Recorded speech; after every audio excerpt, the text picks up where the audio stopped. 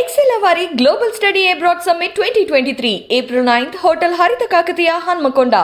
Entry free.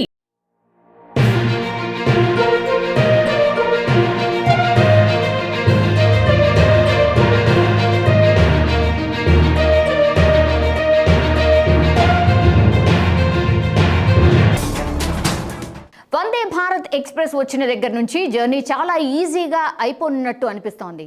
ఎందుకంటే ఇది వరకు జర్నీ చేయాలంటే 10 రోజులు ముందు కానీ నెల రోజుల ముందు కానీ టికెట్స్ బుక్ చేసుకుని మనం వెళ్ళాల్సిన ఊర్లకు ప్రయాణం చేసేవాళ్ళం. కానీ ఇప్పుడు టెక్నాలజీ మొత్తం మారిపోయింది. మెట్రో రైళ్లు, వందే భారత్ లాంటి ఎక్స్ప్రెస్ వచ్చిన తర్వాత చేరాల్సిన గమ్యానికి తక్కువ సమయంలోనే రీచ్ అవ్వగలుగుతున్నాం.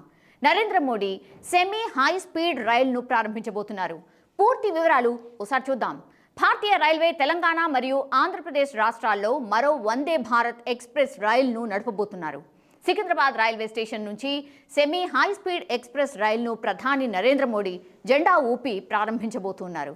సికింద్రాబాద్ తిరుపతి వందే భారత్ ఎక్స్ప్రెస్ హైదరాబాద్లోని ఐటీ సిటీని తిరుపతిలోని లార్డ్ వెంకటేశ్వర ఆలయంతో కలపబోతోంది. ఇది రాష్ట్రంలో 2వ వందే భారత్ ట్రైన్. ఇది 2 రాష్ట్రాల మధ్య దూరాన్ని కూడా తగ్గించబోతోంది. ఇది 8 గంటల 30 నిమిషాల్లో 660 కిలోమీటర్లు ప్రయాణించబోతోంది. ఇది దక్షిణ మధ్య రైల్వే ఎస్సీఆర్ జోన్ యొక్క 2వ సెమీ హై స్పీడ్ రైలు కూడా.